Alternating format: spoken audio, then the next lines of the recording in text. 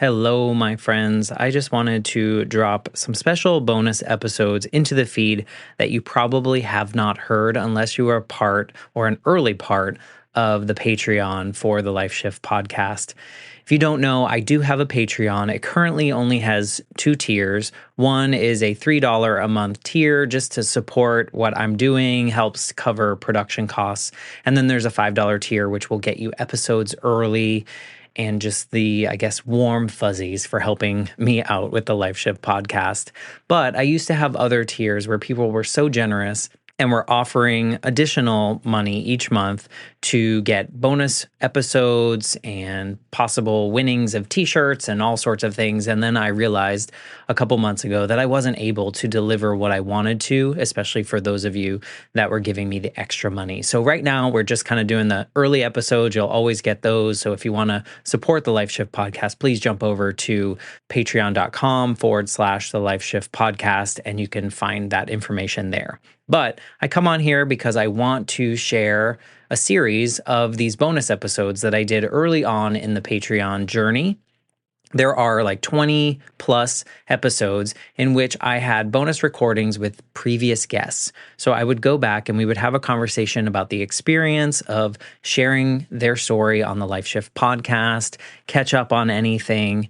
And I think these are super important. And I know most of them did not see the light of day from outside of the Patreon. So I'm going to be dropping these episodes. Whatever you're listening to now is another episode. So I'm going to use the same intro for all of them. But here is one of the bonus episodes with a former guest from the Life Shift podcast. And if you like this, let me know, because I'm thinking of bringing some of this back and talking to previous guests as I go into year 4. So enjoy this bonus episode that was once released on the Patreon feed.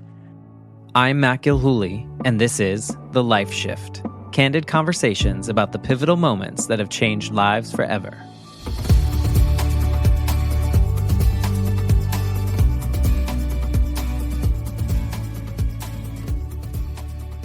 And this is a special one with my friend Shanna. Hello. Hi, Matt. So good to see your face. It's nice to see you. And Shanna, you were the first person that I ever recorded the Life Shift podcast with. And when it was still a class assignment, I didn't know this was going to be a thing. And so thank you for trusting me with that. I know it was kind of hidden behind the firewall at first because we knew it was just going to be an assignment. And then here we are, 122 episodes into this journey. So thank you for that. Thank you for thinking of me as somebody who would, get you a good grade. Wouldn't say so many ums that you would have to, but you did, but I did. But yeah, just for even trusting me for something. I mean, that was a big deal back then. You were just really learning and getting everything together. So I feel like it was a big one. It was a long time ago. We recorded that episode on February 11th, 2022. Which, oh, wow. We're in 2024 right now, and it just blows my mind. I listened to it again this morning because I was like, I don't like to listen to those early ones because they're early ones. And I think you can probably remember baking your first cake and what it might have tasted like. I know, but you know what's so funny is I think that it's important to go back and look at that, right? Like, I love watching like the TikTok trends where it was like, post your first cake you ever made and then what you're at now. And I don't think you realize over time, like how much you've improved. So I think it's great to go back and like listen to those and be like, man, I think it's a good reminder of where you're at now, It was quite a journey listening to that. And, I think your story so resonates. I was like, I should have done things differently, but I didn't know, like you said. And so you were one of the 2 episodes that came out on day 1, which was March 22nd, 2022. And that was like the testing ground. And since then, I've done a lot, and I've referenced your story many times. And I kind of minimize it I don't try to minimize it in an insulting way, but I also bring it back to how significant and how specific your life shift moment was in the story and what stood out to me. And it was so much of you going to the mailbox that day and like literally getting a piece of mail. And so Yeah. I reference that a lot because sometimes people have this like, they have a hard time trying to find that one moment, but yours was just like so visual for me that I always go back to it. So maybe you can tell us a little bit about what your story was about. Yeah. So, it goes back to that moment where, my life really shifted into the next phase. And I was in the middle of, trying to go through a divorce, breaking up with someone I had been with for 14 years. And, I knew that he was cheating. I knew something was going on and I just couldn't find it. I just couldn't pinpoint it. Finally did. And then, was like, oh, I'm going to work on it. And, all of these things. And all along for all of this time, I had these hopes and I had these dreams that I was going to have this bakery one day and I was going to do it. And just, the goal was always his career and it was always, him putting himself first. And I guess that's probably why we didn't work out to begin with, looking back. But it was just, that moment where I was looking for a sign and I happened to just go to the mailbox. And when I went to the mailbox, there was a letter in it that he had started his own company that I didn't know about and a credit card for that company. And it was the realization that I was still, even after I had, caught him cheating and even after all of the things, I was still putting him before me. And it was in that moment that I was like, girl, what are you doing? Like, move on and do your thing. And I decided at that moment that was going to be it. And I called my divorce attorney and I filed the paperwork and I listed the house for sale and I quit my job. And you went to Mexico. And I went to Mexico and all of those things. And those were like 2 out of the 3 of those might have been a mistake, but it was everything that I had to do to move forward. And I only say a mistake because I quit my job, not thinking through the fact that I would need verified income to get a house. And so those types of things, but everything really played out. And, I'm so grateful for that moment. And I feel like in my healing journey after that, I've had so many life shifts, even last year, I'm in like a completely different place today than I was even when we recorded this. Like life is crazy. Life is crazy. And I've heard so many stories from so many people. And I think, wow, like how do people navigate this? It's obvious that like most people probably have multiple life shifts. It's not like one and done. I mean, I guess maybe if you're lucky, one and done, but maybe not because you want to continue growing. And it's fascinating. Although so many people have these varied experiences from like super traumatic to something maybe more internal fire lit and moving forward, so many of our emotions and our reactions to those are very similar. And I've kind of noticed that across the board from the time we recorded. I didn't have a big sample size. I just had you. And so it's so interesting to see though, even though your story is different from a lot of people, there's a lot of the same feelings and the things that you went through. So what I've learned over these 100+ episodes is how alike we are, despite all the things the world tells us that makes us different. I think we're all just trying to do the same thing. And it's just like, enjoy the time that we have and do it in a purposeful way. I agree. I mean, I think that that's the big thing. Like we're all on different journeys, right? And all those journeys are taking different paths and all of those journeys, but at the end of the day, like we're all just trying to get to continue on that journey, right? Like wake up every day and like the core of everything is the same.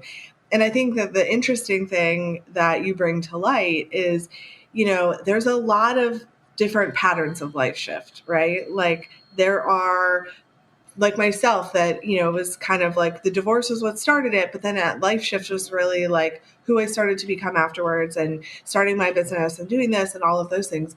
And you've had a couple other people that have like similar things. But then there's people who have had real like emotional trauma or deaths or births or, like so many different things. And all of those have just taken people on a different path. And it's how you react to that. That is really your journey. It's not the instance that happens, it's that reaction. And I think that that's important to take away. Oh, for sure. And I've had some guests on the show, and I won't say who, but there are some that you can tell that have not reflected on the moment or how it's affected them. And you can tell how some people that have are quite different. They're farther down the road. They really understand the value of it. Like you even pointed out, like I'm thankful that all that crap happened because it led me to who I am today. I'm the same, I'm not thankful that my mom died, but I'm thankful that I've learned from that experience to bring myself to this point. Because for so long I hadn't learned from it, and I lived my life in this space of not being able to reflect on it, not being able to learn from it, not being able to move forward. And now that I have, it's like, oh, this is much more valuable experience. Well, and yeah, and that's I think, like, I don't think I was in that place for a long time, right? Not thankful for it, not whatever it is. Like, you don't have to be thankful per se, like, but I kept stumbling down the bricks of that journey. And I literally just told a friend this the other day, like, if you're not going to heal from that instance, or if you're not going to heal from your trauma, you're going to just continue to stumble, or you're going to escape from it. But when you're done escaping, it's just waiting in the wings for you, right? And you're going to deal with it, and it's going to be worse. So it's just a matter of like getting to that point. And when I finally accepted, everything that had happened, and, just looked back and was like, not only did I accept everything that happened in that immediate, I looked back and I was like, man, whoever you want to believe in was sending me signs for years. And, and there was a lot of reasons that I shouldn't have been with that person to begin with. And over the years, I had seen so many different signs. And when I look back, I was like, man, it took an absolute rapture to pull me away from this person. And I was like, man, so I had to heal back from like all of those things. And COVID was the best thing that ever happened to me. Like, I feel bad because I know it wasn't the best thing for a lot of people, but if it hadn't been for those 3 months quarantining alone by myself, and really like, well, the only friend you have is yourself. And TikTok. And TikTok. Exactly. Just those things. Like, if I hadn't done that, like, I don't know where I would be necessarily today. So I am super thankful for those moments, I don't know if you shared your story publicly with a lot of people before this. Did you hear from anyone like that may have listened to your episode, or someone in your circle that you might have shared that they said any feedback to you about your episode? I know it was a while ago, so I'm wondering if you remember any. Yes. So I had actually, it's a really funny, I don't know. And it's funny that you asked that, because I actually was dwelling on that this morning. I never told most people anything that happened between us. When we went through the divorce, I got essentially threatened to keep my mouth closed, and that nobody wanted to hear my side of the story, and, just basically to keep my mouth closed. And I did, out of fear. I didn't talk about it. People knew I got divorced, obviously, and they knew that he had cheated and, whatever. They kind of knew the outcome, but they didn't know a lot of the other stuff. They didn't know how I had started my business. And I think the most interesting thing was that I got like messages and phone calls from people that I didn't even know paid attention to my social media. like people that I know in passing, or people that like I had worked with back in the day, or whatever. And they were like, I knew you went through something, I just didn't know what it was. And it was just so funny how, I mean, people that I I'm like, I didn't even know we were connected on social media, that you saw that. And they had listened to it. And I thought that was so like eye opening. I was like, man, because again, remember, like, this is also the second one that you put out, you released, and I'm like, the fact that like all of these people were listening to a class project essentially was crazy to me. And yeah, it was just, and it was, I guess, maybe like freeing that like I actually got to like say that story. So yeah, it was really interesting. That's funny that I saw somebody's post about something like that in a group I'm in, and I thought, man, if I could go back in time, I would have blasted my story. Yeah, it's interesting the power that storytelling has for us, for those of us that have the story, that keep the story. Mm-hmm. Yeah, I think there's a lot of people that don't share their story out of, in your case, fear. My case, like maybe a shame that, I'm a guy, I shouldn't be sad. I shouldn't, share these vulnerable parts because society says X, Y, and Z. But once we do share them, there's so much, it's like you said, it's freeing in a way. It's like, it's out there. It's not, it's not as drastic as it sounded in my head for a lot of us. Like things kind of build themselves up and then you say it out loud and you're like, oh, that's palatable. I can move forward with that. So I can relate with that. And I think sometimes when we speak, right, like when we speak it, maybe we don't hear it per se. And especially with something like this where you can go back, like when I went back and listened to it, it was like an out of body experience because it was like 2 months later, right? Or a month later, or whatever that and I was on a walk and I was listening to it and I was like, who is that girl? Like, she's pretty cool. Because you do, like, you hear it, it's a different, like, I don't hear my voice every day, right? Like in that way. And so it was a really interesting way of like hearing it back and being like, no, I did a good job. Like Do you feel validated in your experience? Like when you hear yourself tell your story, do you feel like, yeah, I did that. I did that and I did it well. And I'm working through whatever the next shift in my life might be. Do you have confidence in that? Yeah, a lot. Like, cause I really think that, at least for myself, I can't speak for anybody else at this point in life. I feel like every year I have a shift, right? Like I'm a big believer in, if there's an opportunity in front of you, take it. Even if that opportunity in like my current situation was to relax a little. And so like life just constantly is, bobbing and weaving. And so being able to go back and listen to something that was 2 years ago, but talking about something that had happened, it's now almost 7 years later, and when we talk about things that are life shifts, and like that instant was very like cut and dried to that moment. But I think so often it's like, I always say to people who are feeling down, like, or kind of going through the same thing, like you're looking for the mass, like you're looking for Cirque du Soleil to come out of the ceiling, right? And if you really just looked at the little moments, like that was how I got through a lot of whatever. I stopped waiting for something major to happen. And I was like, okay, well, I got a front row parking spot at Publix in the middle of the rain, right? And that's a big win. So like perspective shift. Yeah. Like, so it's like, sometimes it's the little things that happen, right? And if you start to look at all of those little things, they do add up to something that's big. And you're shifting like, over time, I think, in perspective and in all of those things. So being able to go back and listen to kind of like that first cake, it's like that first cake that you make and now where you are today. It's like that, where was I at 2 years ago? And here's a life check-in now, completely different goals and everything. I mean, at that point, we were talking about this this like Halloween Food Network bake-off thing that you were a part of that hadn't even come out yet. So maybe you can catch us up, like what's happened since?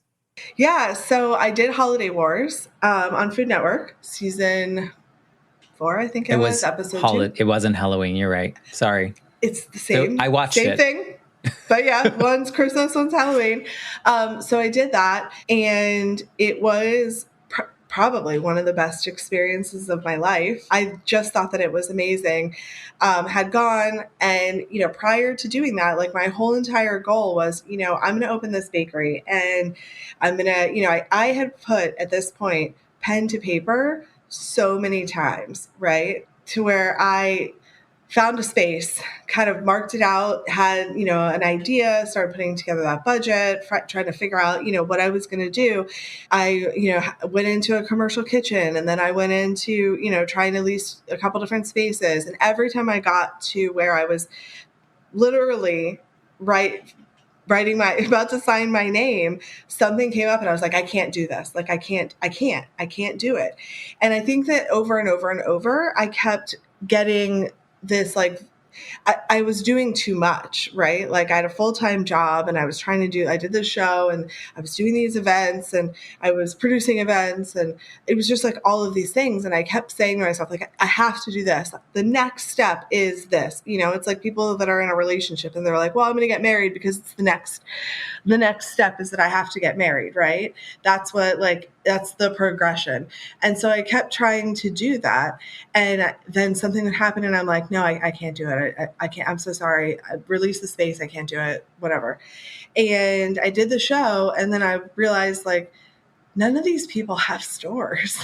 Like, none of these people on these shows actually have a brick and mortar location. Like, I can do this and not have the brick and mortar, right? Like, I can be on shows and I could be a featured, baker, chef, whatever you want to call it, at food and wine events throughout the US. Like, I could do whatever. And I just shifted my goals and I was like, why do I have to do this? And then I decided that I was going to kind of go this other route. I had an opportunity with a catering company that's a very large catering company. And I started doing that and I got the licensing and I was baking and I ended up working almost 2 full-time jobs. Well, really 2 full-time jobs. I was working during the day. Then I would come home, start baking at 5 o'clock and deliver their desserts to them at 2 o'clock in the morning, grab McDonald's on the way home, and then come home, go to bed. And that was my routine 4 to 5 nights a week. I gained a lot of weight and my thyroid went crazy and just the stress I was putting on my body just wasn't good. And I learned from that 2 really important things. One, I cannot do it all and I shouldn't do it all. And 2, to never let somebody else drive your business, because I made some mistakes in letting this, catering company guide my business and, had one big client that was paying, they were a very big client, but then when they weren't there anymore, neither was my business. And it was great to learn it at such like a small scale versus having really like built a business and then, lost it at that point. So I just shifted a lot in what I decided to do. And no longer am planning on opening a space anytime soon. I don't know if I ever will. I went through the casting process again last year, and I can't say for where because I'm under NDA again, but made it all the way to the end, and I was supposed to be leaving to go film. And the day before I was leaving, got told I wasn't going. They had passed and had decided to go with somebody else. And that was another big blow. And again, another one of those things where it's like, okay, I just learned that lesson twice because I didn't learn it right the first time, right? Never to put all your eggs in one basket. And I did that again. And I think we just keep learning the same lesson until it's beat into our souls. And so this year I have some new goals and working on doing that casting one more time, trying to, make it for this year. It's been an interesting ride this last year. Yeah, but I think, you're at a space now, it seems, that when these things are happening, you've had enough time to reflect on, the value of course they suck in the moment and they suck the couple weeks after, but then when you reemerge, you make new goals, you make new plans. It sounds like there's this evolution of sorts in which you're like, okay, yeah, that didn't serve me. And now I know that I wasn't chasing that for the right reason. Right? I mean, that's what I'm assuming.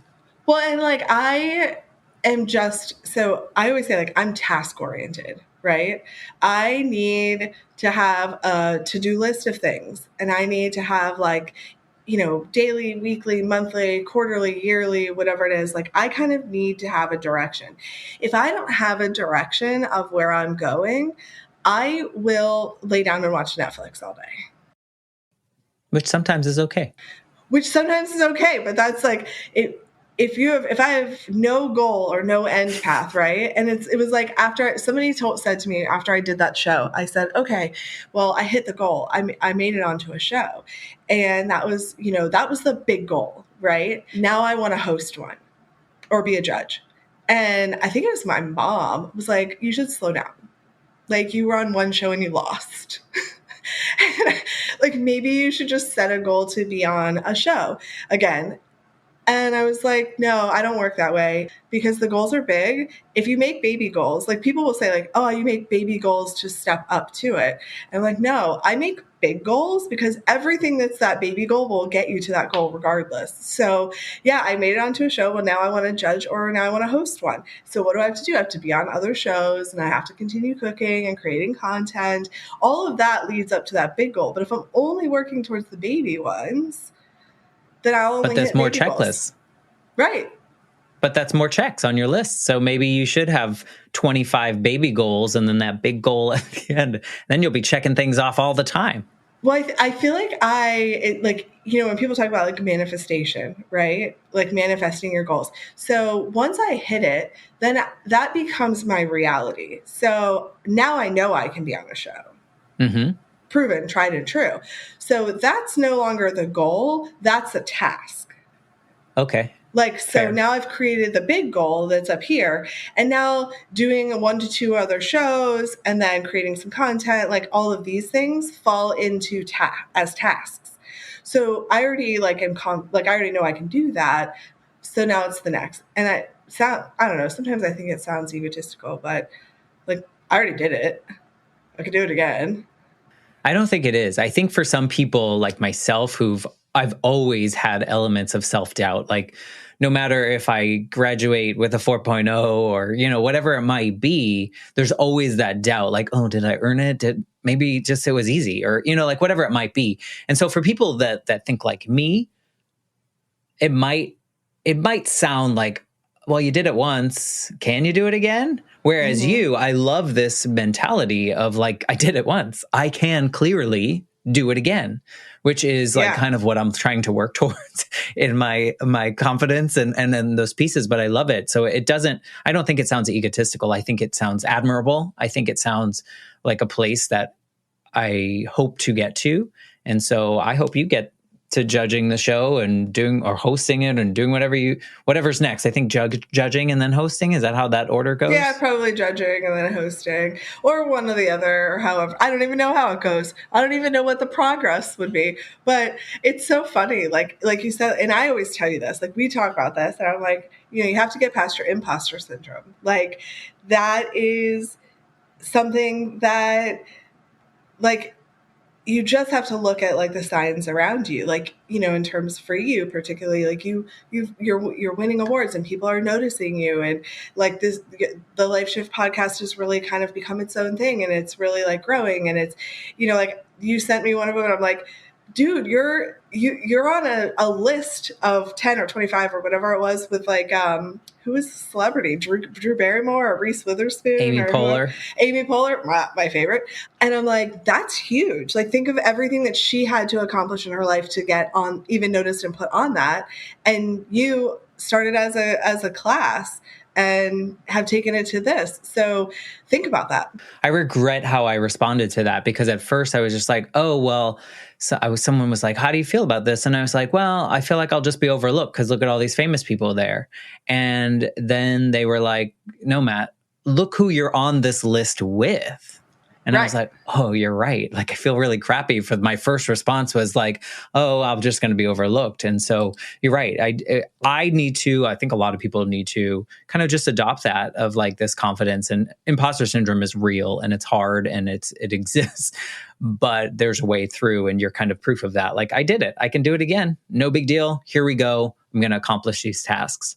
And it's just another side of the spectrum, right? Like there's imposter syndrome on this side, and then there's where I'm on the other side where I'm I'm always like, oh, I could do that. And it doesn't matter what it is. Like I'm like, oh, well, if I had the education, I could be a doctor. Like it's just education. I'm smart. And it's bad. I don't know why. I always think that, Is but it bad? I don't know if it's bad. I mean, I guess and it's funny because I don't think it's, I guess where I like play into it is I don't think of myself any better than anyone else. And I don't think of anyone else better than me. We're all either at different stations of life or different levels of education, right? And there's other things that play into that because there are people who, like there are people who just aren't as smart as other people or people who are more street smart than other people, like there's different things. But in terms of just the average person, we're all on the same playing field. It's just a matter of who learned the books or who, Or did who this said or did yes? that, right? Or who said yes, right? Like, so I'm no better than anyone else, and no one else is better than me. I just feel like it's all down to opportunity that comes up and whether or not you take it or move forward. No, I love it. I love this version of you because even listening to that episode today, you sound different. You sound like you're in a different confident space. I mean, it wasn't like you didn't sound confident then, but it almost sounds like you're even more evolved into what you want to do and the direction that you want to go. And I could be completely delusional right now and just making that up, but really listening to that, I feel like we've matured, like there's something in our lives because you were just turning like 20 something in that episode. Obviously. So you're like, yeah, you're just like mid 20s now. And, we went to high school together 25 years ago, but we'll just pretend that doesn't exist. I know. I don't know how we were in high school 25 years ago and I'm only 32. It's the math ain't unreal. mathing, but I'm with fine. it. Yeah. If someone was thinking about like sharing their story for the first time with someone, not necessarily on a podcast, because that's a big ask sometimes, but is there anything that you would want to advise people if they were, they feel like they want to share their story, but they're kind of not sure just yet? Is there any advice after sharing your story that maybe could be helpful to them? Yeah. I mean, I think that for me, I would say that one of my biggest regrets, like I had said, was not telling my side of the story and, letting somebody else make me live in fear over that side, over my story. Right. And I do, to some effect, think that there's, depending on the, how deep that is, if it's trauma, if it's, whatever, like there are some pieces where it's like, sometimes sharing your story does really hurt somebody else, right? But if you can put into words what your side of that story is, that isn't maliciously intended to hurt somebody else, but is really like your truth, I think that you should share it. If for nothing else, like sometimes I think that, like I always say, like with keyboard warriors, right? Like it's really easy to type something or it's really easy to like write it because you don't have to pay attention to somebody else's eyeballs and what, how they're reacting to it and all of that. But when you are telling somebody, whether it's verbally, like one-on-one or on a phone or in a podcast or, any of that, I think you hear that side of the story from the perspective, like the sound makes you think about it and you're like, well, maybe I'm crazy. Or like, did that really happen? Or was that timeline, like, is the timeline in my head correct? Or, I think you start to work through those things, which is why even telling your stories in therapy makes such a big deal. It's why therapy, I think, works so well, because it's not necessarily what the person is telling you or the work they're telling you to do. It's you solving your own problems. I have literally said things out loud to a therapist and been like, no, I'm good. I heard it. I heard it. We don't even need to go deeper. I heard it, And I think that that's so important to hear those things. It does make a big difference when you're just like thinking versus saying. I agree. I've had guests on the show that they'll be telling their story and they're like, I literally haven't thought about that. That like just popped into my brain. Mm-hmm. And so there's something about the the action of saying that, while you were saying that, like sometimes it's easier to type it out or it's easier to like write it out than it is to say it out loud. You just think of like the first time you told someone that you love them to their face and how hard that the first time saying those 3 words was. Yeah. I think for a lot of us, we can relate to that. It's much easier to type it out or text it or something along those lines, but saying those words. Right. And so I think, thank you for trusting me with your story so early on before we really knew anything was going to happen. At the end of that episode, I said, this is the first episode and maybe there'll be a couple more. And you're like, there's going to be so many more. I'm like, yeah, right. Well, you were right. So thank you for trusting me and just believing in this journey and for sharing this update with the Patreon supporters. I really appreciate you. Absolutely. Of course. Love it. Glad to be here. I didn't give you an opportunity to say your name poem. So sometimes people call you Shanna. Sometimes people call you Shauna. So you tell them. Charlotte also is an odd Charlotte one. is a good one. Yeah, always. So my name is Shanna Benson. It's spelled wrong, but it's like Rosh Hashanah without the rush, except for I'm always rushing, so it's fitting. Just call me Rosh Hashanah. I love it. So if people want to, like people listening right now, if they want to connect with you, is that something you'd welcome? And if so, how can they get in your world and see what you're doing? Yeah, so they can always. I love sharing or talking to people that, connecting with people in a multitude of ways. They can always get me on Instagram at the Shanna Benson or at No Regrets Dessert Co. on Instagram. Those are the easiest ways to get me. Perfect. I'll put those in the show notes. That way, if any of the Patreon people are listening and they want to do that, they can just click on it and it'll be easy for them.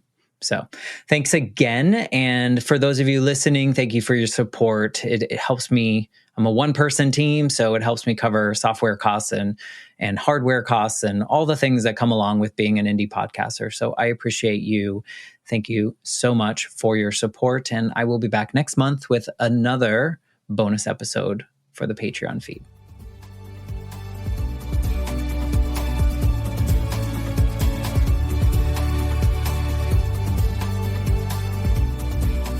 For more information, please visit www.thelifeshiftpodcast.com.